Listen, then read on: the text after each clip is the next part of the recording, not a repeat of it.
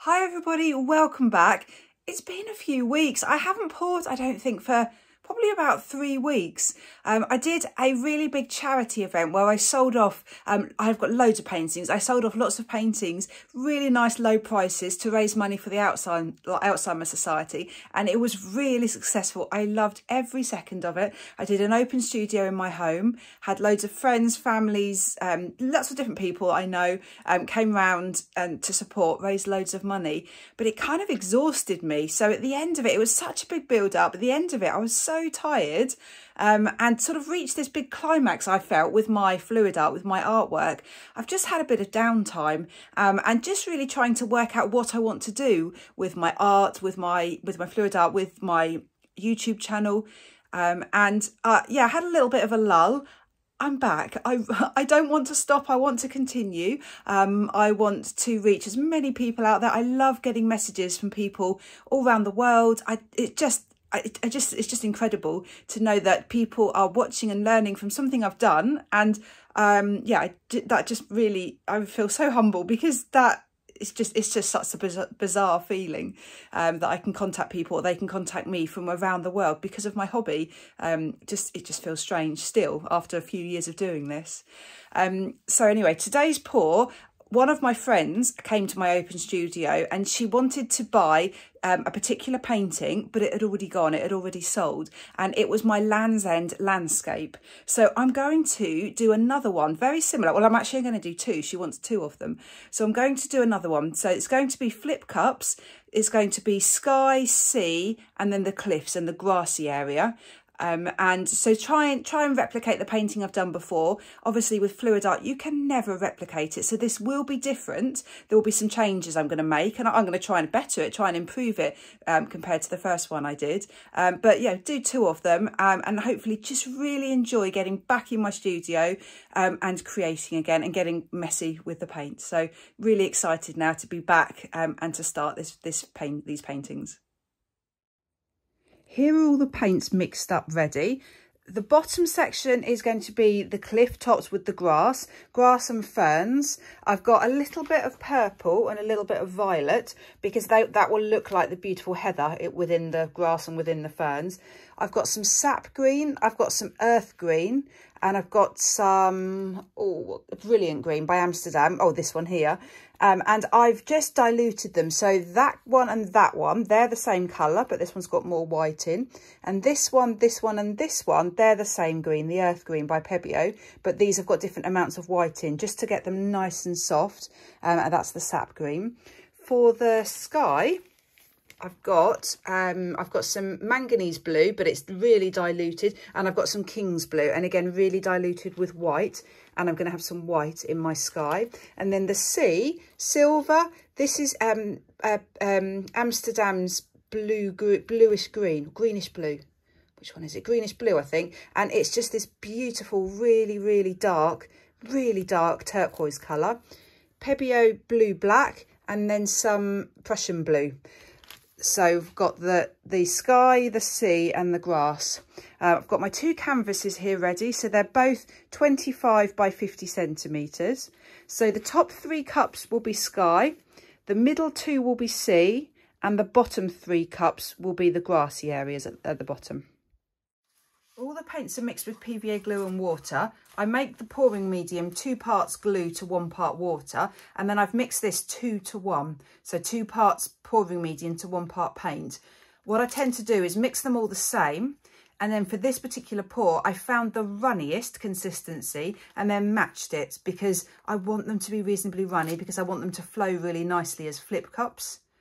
So you can see it really is beautifully smooth, beautifully runny.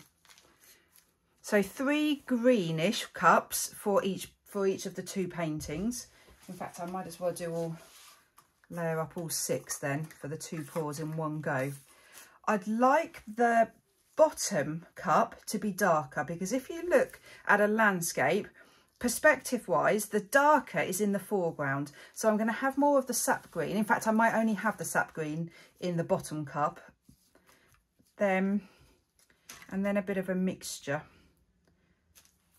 In fact, I could even just keep this order. I quite like this order. maybe just have green in the bottom cup, the dark green in the bottom cups, and then that's dark as well. What I could do is have this one just in the bottom, and then only the light ones in the top, and then a combination of the light ones and the medium green. I think I'll do that.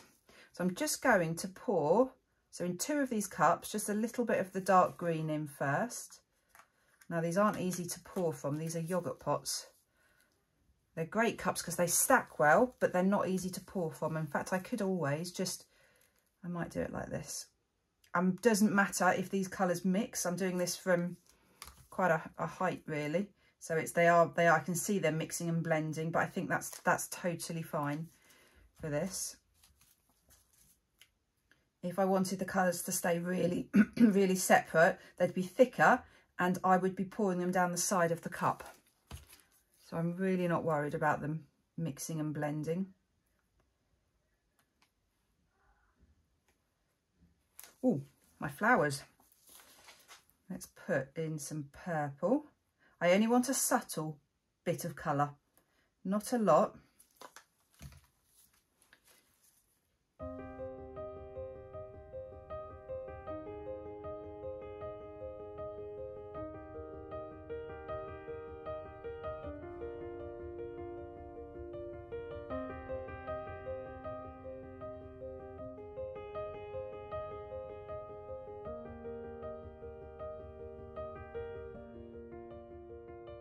So 2 cups for the sea for both paintings. Now I think I'm just going to layer these identically. That's what I did for the original. Let's just separate the iridescent colours.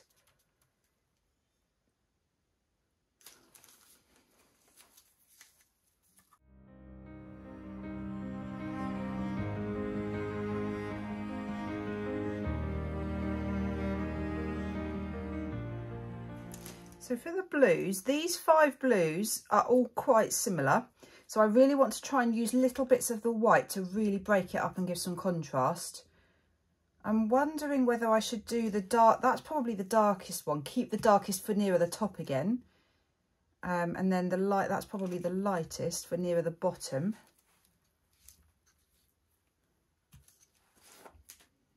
No, do you know what? I think I'm going to put the blues in about the same. But what I would do is add more white into the lower cups, I think.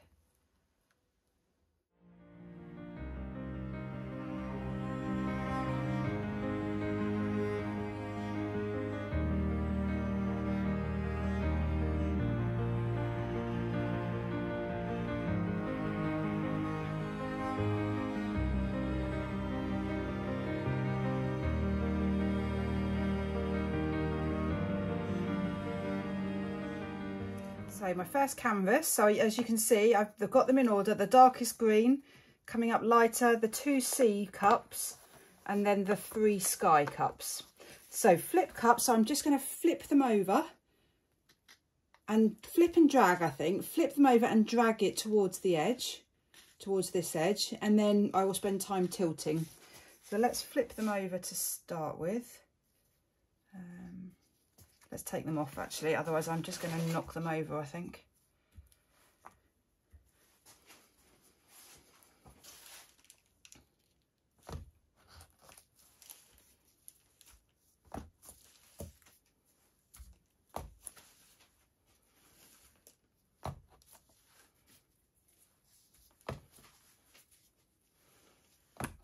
Oops.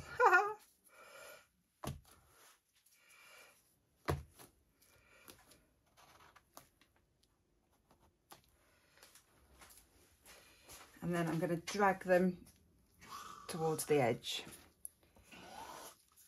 I'm doing it quite quickly because I'm not worried about emptying these cups totally, because I'm going to use the dregs of the cups in a minute to create some extra lines. So that, yeah, that's working really well. This sky is beautiful. I think, so what I was thinking about doing is just adding in a few little extra details, like doing a very faint ribbon pour now over the top, just to create a few little extra details within the sky area.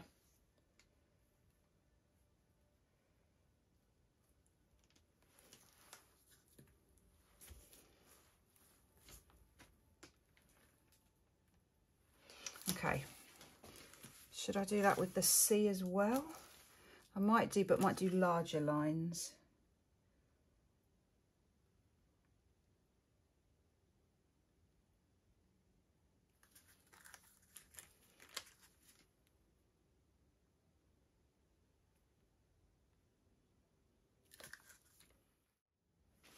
Okay, so I'm going to tilt it towards me first because there's just a little bit of canvas that needs covering here, not much. Just dabbing these edges just so that they cover nicely in a minute.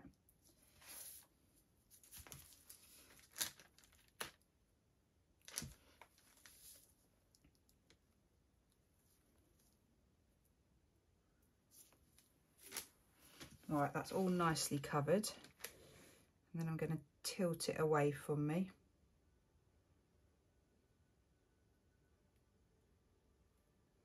Right, so you can see when you tilt, it all kind of comes to the centre. So the middle is covering beautifully, but clearly this corner and this corner are going to be much trickier. So I'm just going to help it. I'm going to put a little bit of extra paint on here, and this will help just help the paint to flow over. But this will be tilted off, so don't worry that this won't be staying, but it will just help the paint to move.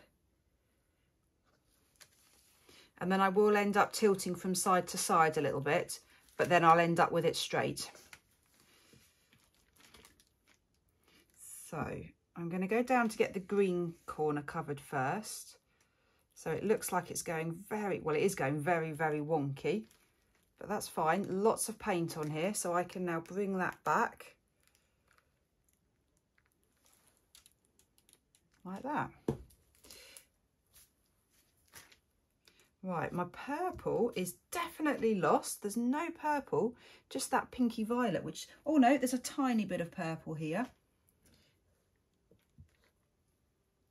Right, really loving this. Really, really happy. Right, so exactly the same again, take two.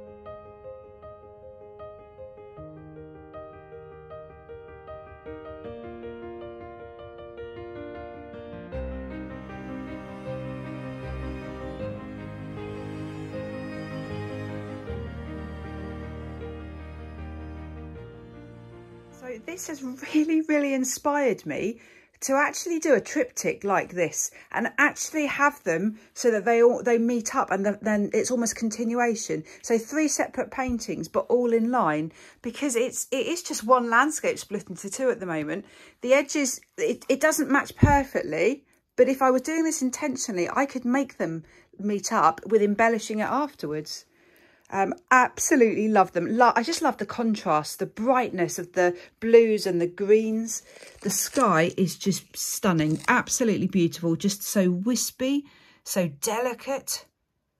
And then you've got this real depth to the sky, to the sea here. Now the silver, it looks like the silver's splitting slightly there as well. You can see over the top, but I actually really like that because it looks, I think it makes it look a little bit more watery, a bit more irregular. I think it's just going to add a really pretty sparkle. And then the greens are gorgeous. So there was that little oil drop in the centre and I just couldn't cope with it. So I've ended up just drawing a line with a stick through many times and it's got rid of it. So I'm really pleased with that. And then you can see the pink, it's definitely split. But I'm going to use that to my advantage. I'm going to add the grasses, add the little flowers. So I think it will actually work really well. This one, there's no real purple at the bottom, maybe because I spilt the cup, not sure. But you've got these beautiful lines of purple slightly higher up. You can see the blue there and the green bleeding into each other a bit. That won't matter because I will embellish it and sort that out. Beautiful sea. And then beautiful sky. Really happy. Yeah, so inspired to do a triptych, a deliberate triptych like this, because I think it could look really effective. So I'll be back when they're dry.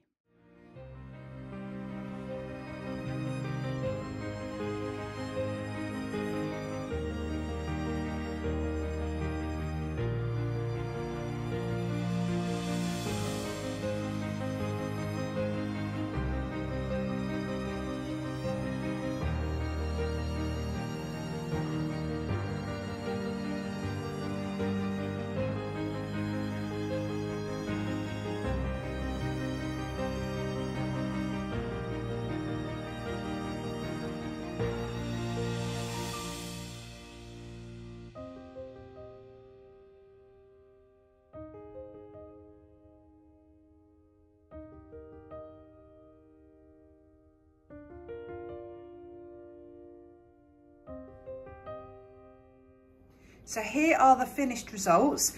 I really like them as a pair. They really do seem to flow on from one another. So if you look at the flowers here, they just seem to flow up there. They don't line up perfectly, but obviously they are not intended to be two paintings next to each other. They're going to be separate. One I think is a gift, and one I think my friend wants to keep herself. Let me show you up close. The colours have just blended beautifully. The blues are just so tranquil. The dark blue, look, let me show you this in the shimmer, because the silver just really comes alive, and you can also see the iridescent blue black in there. I love using that for the water.